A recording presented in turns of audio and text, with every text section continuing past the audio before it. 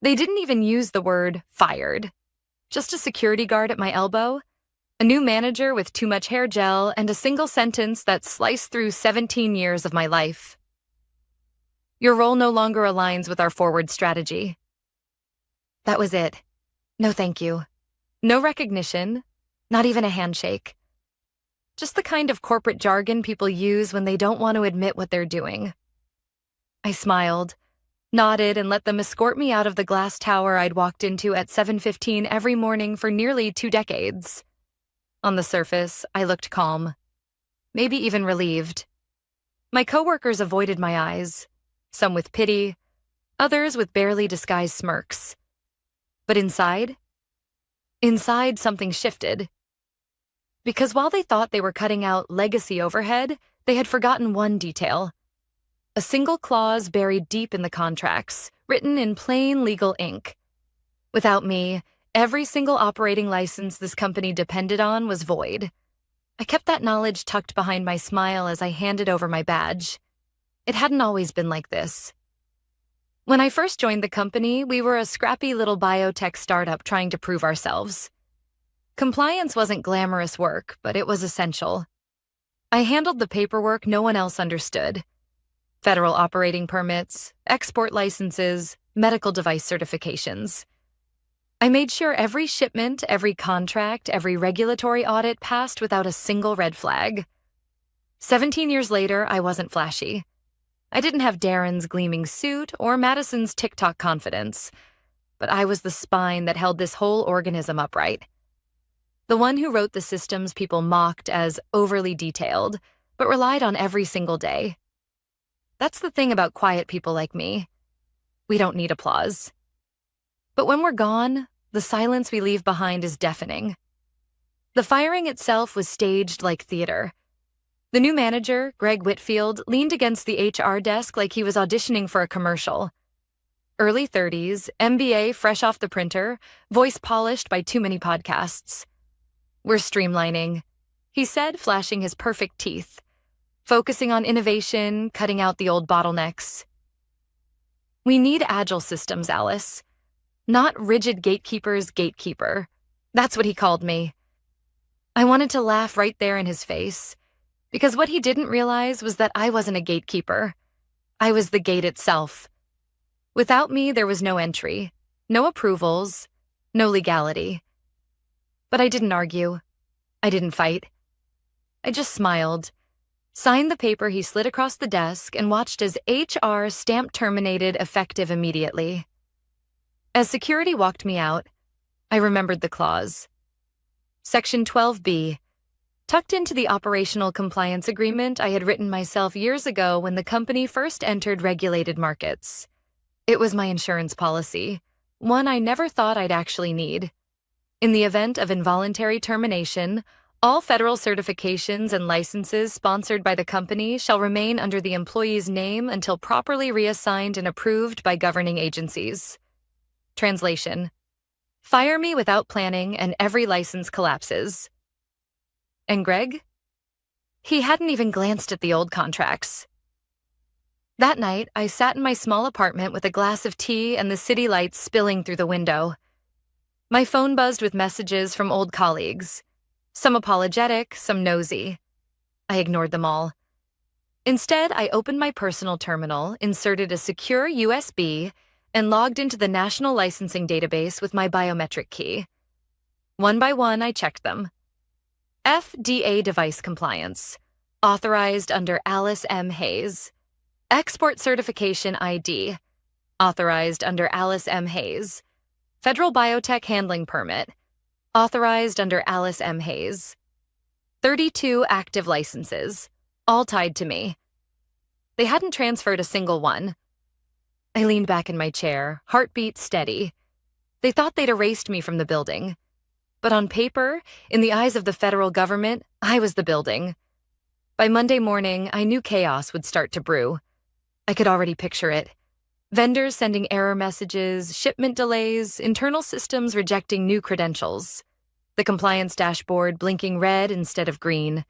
And at the top of it all, Greg standing there with his polished smile, wondering why nothing worked. When I closed my laptop that night, I didn't feel vengeful. I felt certain. They had treated me like background noise, like outdated infrastructure. But tomorrow, the silence would roar louder than any speech Greg could give. Because here's the truth about betrayal in business, or in life. People think it happens in a single moment. A firing, a slammed door, a final word. But betrayal is slower than that. It's built on years of being overlooked, dismissed, underestimated. Until one day, the person you thought was expendable reminds you why you needed them all along. And me? I didn't need revenge. The system itself would speak for me. I could almost hear it. The hum of idle monitors, the clatter of early keyboards, the low murmur of voices before the day truly began. For 17 years, I had lived inside that rhythm. Now, the rhythm would falter without me. I didn't have to wait long. At 9:12 a.m., my phone buzzed. A message from Jules, one of the junior analysts who had always been kind to me. Something weird. Shipment to Metatron flagged. License ID not valid. They're asking who the officer of record is. I set my coffee down slowly. One license error wasn't surprising, but I knew better. If one was failing, more would follow. By 9:30, another message. 2 vendors can't process orders. Same error code.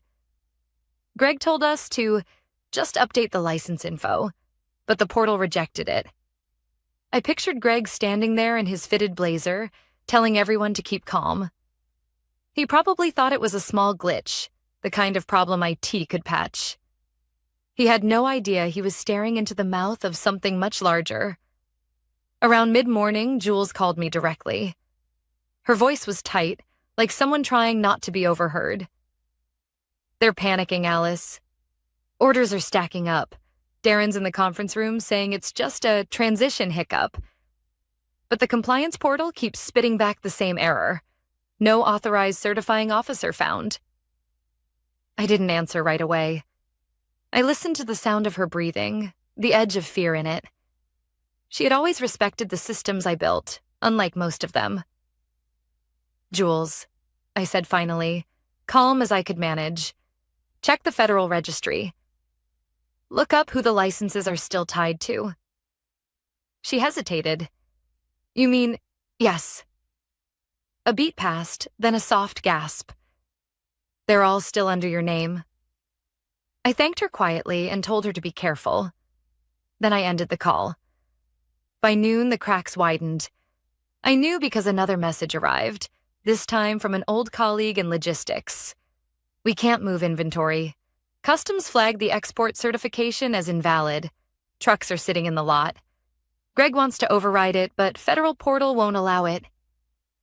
My hands stayed steady, but I felt the weight of what was happening. Without those licenses, nothing moved.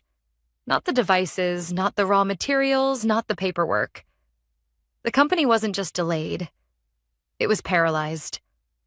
I imagined the boardroom, the rows of young analysts shifting uncomfortably in their seats while Greg barked orders. He probably told them to stay innovative and not worry about outdated protocols. Meanwhile, every system I had built for 17 years was blinking red. That afternoon, I decided to walk.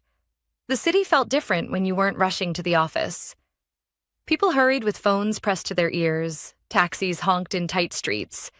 But for me, there was no urgency. I bought a sandwich, sat on a park bench, and let the noise of the world wash over me. My phone buzzed again. Jules, of course. "Alice, you won't believe this." The FDA showed up for the Q3 inspection. 3 auditors right in the lobby. Greg nearly turned white. "They're asking for portal access. No one can log in. Darren tried your old credentials. The system flagged it as fraud." I closed my eyes for a moment. The FDA inspection. Of course, it came every year around this time. I had always prepared the team weeks in advance. Now, without me, they were walking blind into it. By 4 p.m., the story had reached me without even trying. A former coworker texted, "What did you do?" The company's on fire. Everyone's saying nothing works without you. I didn't reply. I didn't need to. That evening, I sat by my window again, the city lights shimmering against the glass. For the first time in months, I felt no weight on my chest. No deadlines. No urgent calls. Just quiet. I knew tomorrow would be worse for them. The audit report would land. Shipments would stall. Vendors would escalate. And sooner or later, someone higher up, the CEO himself, would return from holiday and see the wreckage. He would ask the only question that mattered. Who thought firing Alice was a good idea? I took a slow sip of tea, the bitterness grounding me. It wasn't about revenge anymore. It was about truth. They had dismissed me as legacy overhead, background noise unnecessary. But systems don't care about ego. Licenses don't care about charisma. And the truth was simple. I was the license. By Tuesday morning, the silence broke. My phone buzzed with 3 messages before I even finished breakfast. Vendors demanding updates. Colleagues whispering about auditors refusing to proceed. And one message from Jules. The CEO is back.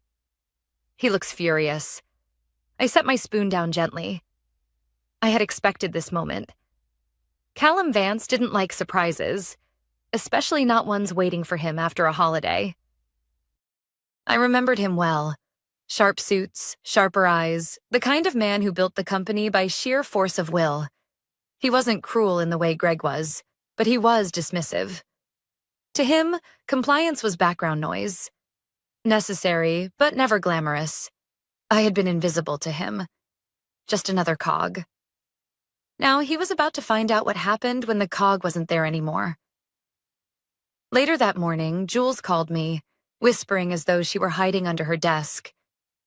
You should have seen it, Alice. He walked in with his suitcase still in his hand. No one even greeted him. The whole floor was silent. He went straight to the conference room and slammed the folder they gave him on the table. I pictured it. Callum, suntan still fresh, confidence peeling away as he opened the internal dashboard for the first time since his return. They pulled it up on the screen. Jules continued. All red. Every license marked invalid or revoked. He asked Darren what he was looking at. Darren tried to spin it as a transition error. Callum cut him off. He asked one question. Which idiot thought firing Alice was a good idea? I couldn't help it. I laughed. Quietly but fully. By noon, the damage was undeniable. The FDA auditors had left the building, filing their inspection as incomplete due to credential denial. Shipments were frozen in loading bays. Clients were calling, demanding answers. Another message popped up from a logistics manager I barely knew. We're dead in the water, Alice. Without you, we can't move a single product. Everyone's pointing fingers. Nobody wants to admit who signed off on this. I didn't reply. It wasn't my fight anymore. Around mid-afternoon, the storm worsened. One of the analysts forwarded me a screenshot, knowing I'd appreciate it. An internal Slack thread with Darren frantically typing, "Is there any way to restore Alice's license privileges temporarily?" The silence under his message said everything, not a single reply. No one knew how to fix it. No one could. The irony was sharp.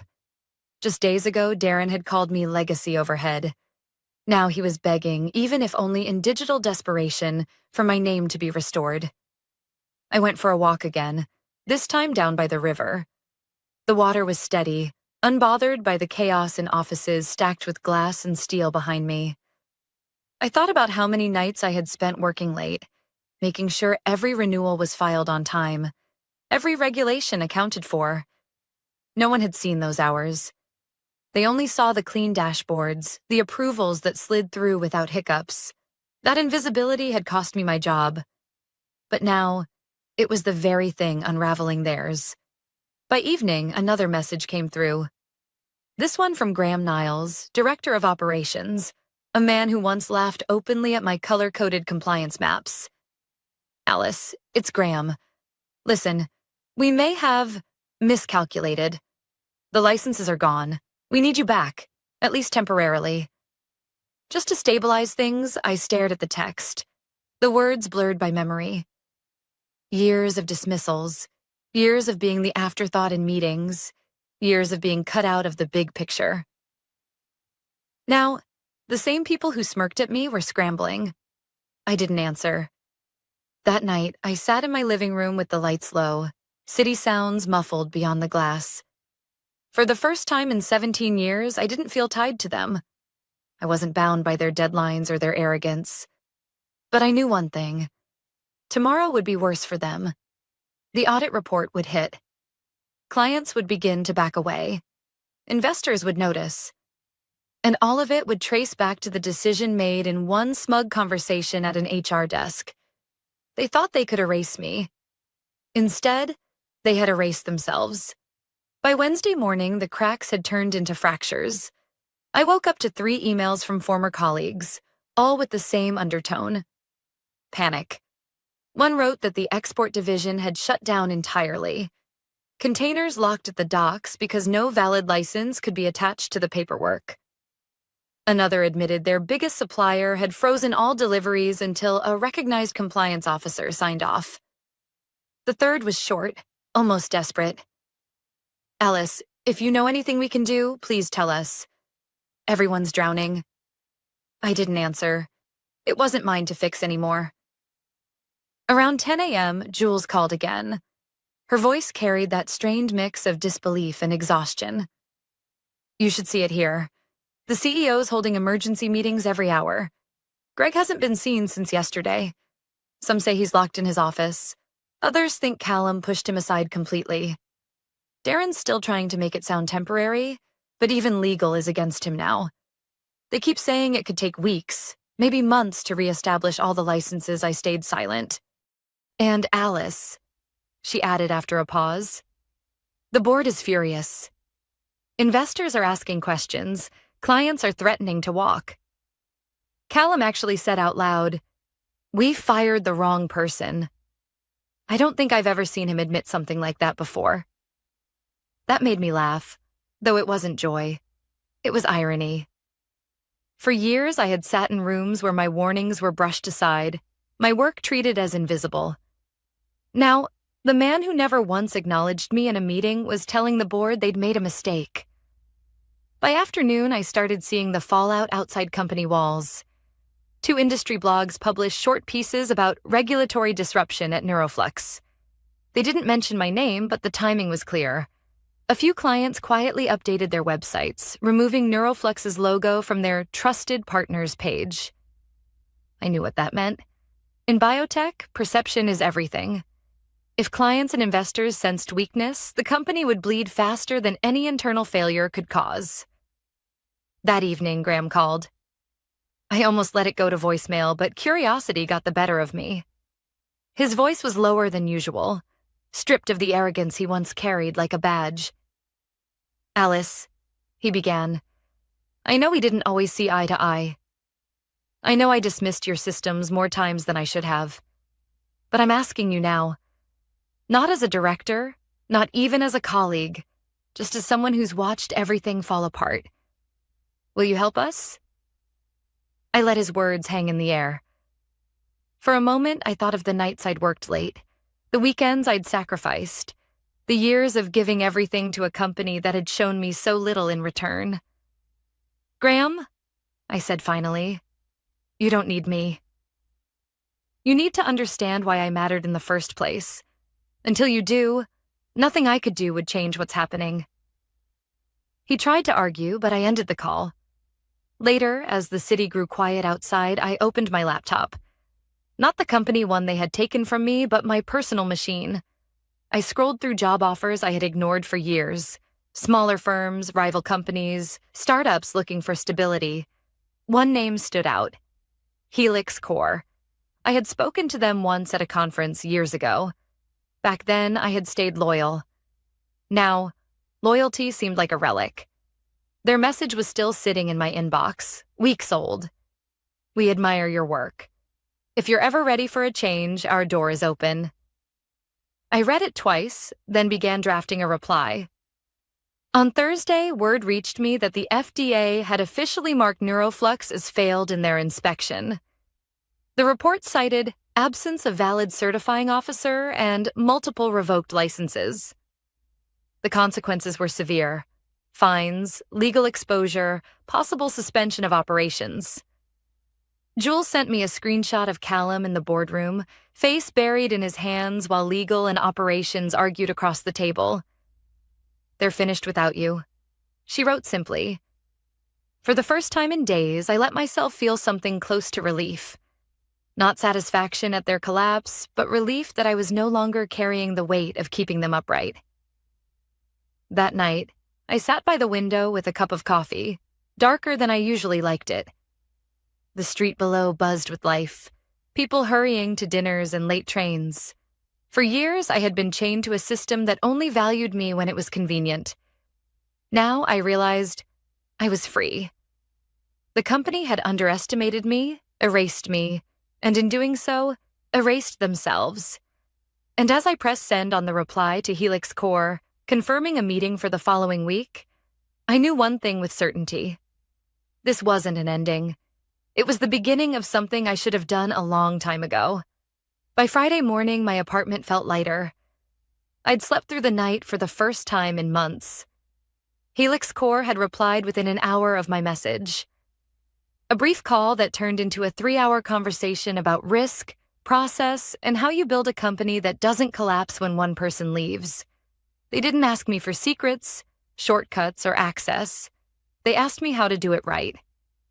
We agreed on something simple and clean: a short-term advisory contract starting Monday, pending a full-time offer after references and compliance checks. Realistic, respectful, legal. They sent over paperwork the same afternoon. I read every line and signed. By noon, Neuroflux was everywhere online. Not in headlines, just in the places that matter: procurement bulletins, vendor forums, regulatory lists. Inspection failed, licenses revoked, temporary suspension pending remediation. 2 clients publicly announced a pause in partnership pending certification continuity.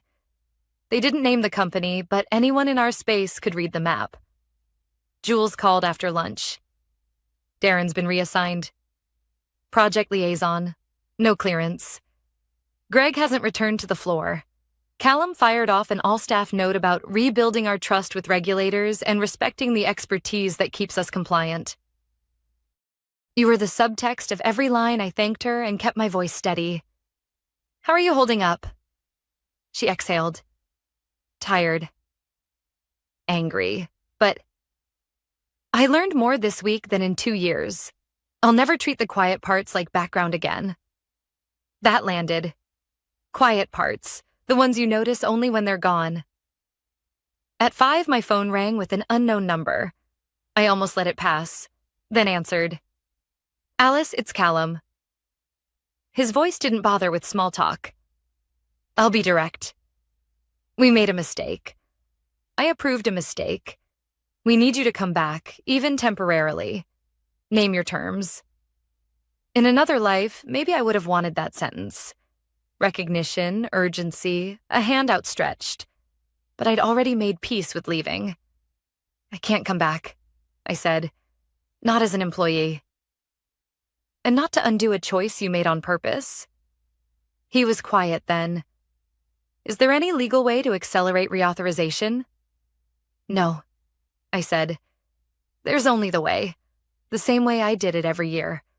Training, exams, interviews, registration. Weeks, not days. That's the point. It's supposed to prevent exactly what happened to you." He didn't argue. "For what it's worth," he said. "I'm sorry." "I heard you asked who fired me," I replied. "You already know where to aim the apology." He let out a breath that sounded older than he was. "Good luck, Alice." "You too," I said, and meant it. Not for his sake. He'd survive. But for the people who didn't choose any of this. On Monday, I rode the elevator to Helix Core's 21st floor with a temporary badge clipped to my sweater. No fanfare, no tour, just a neat conference room and a small team waiting with notebooks. Camilla, the junior analyst leading the session, had highlighted half the printout I'd sent over the weekend.